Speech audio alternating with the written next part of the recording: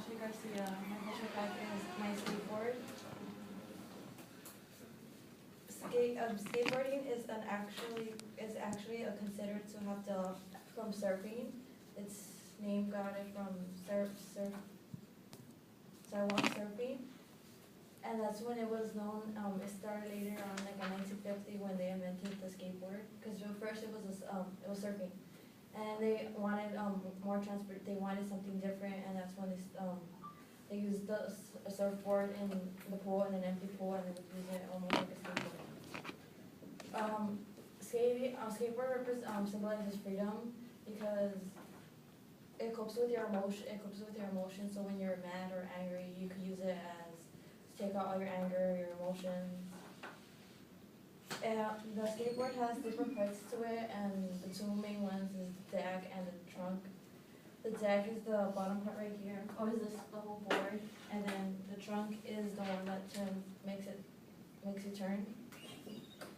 And then learning, the main point is to learn. If you want to learn how to skate, you have to learn about each part and what it represents. Learning about skateboarding is like learning like something new. The first, how it represents.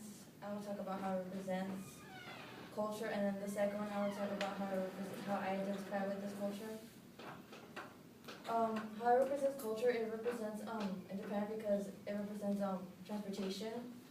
In the early 20th centuries, there was no much transportation. Kids would have to use horses, ponies, or walk either. And that's when in 1950s they brought in a skateboard, and kids are like so into skateboards now these days. It also represents the women's culture because there's a lot of people out there that still, back then and still now, think that skateboarding is a man's sport, but it's also a girl's sport now. And that's when Patty McGree-King, she's the first professional skater. And then skating is the 6th most popular sport in the world. And then after that, I talked about how it identifies culture, and I'm going to talk about how it identifies myself. I identify myself because I'm a skater. My whole family, most of my whole family skates. My brother skates, my cousin skates, my uncle skates. And I got my first skateboard when I was like 12 years old. And I didn't know how to ride it because I was scared. I also had that in my head, the thought that skating was for guys only. But then that's when I did my research and I found out that the first that there was girls out there who skated too. And then I got my first skateboard when I was 12. My brother, he's a skater too, so he taught me for a couple years. I've been skating for almost like 4 or 5 years already.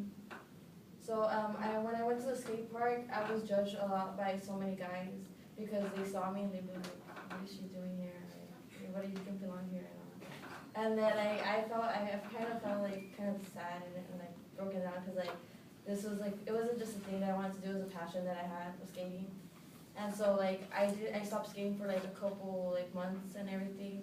But that's when my brother came in and he told me that if I'm really passionate about skating, that I should continue skating and everything. So then I was judged like so many times, like by my own dad, because he even had that thought that it was a guy's sport. And so like later on, I just kept going with my passion. And if you guys have a passion, you guys should keep going with it. You shouldn't like let other people stop you from doing it. Now that you guys have a view of who I am and like how it represents culture and how it represents my culture, the first thing I talked about was how it represents culture. Then I talked about how it represents me. So if you still have that stereotype, that it's a man's sport, you should think again.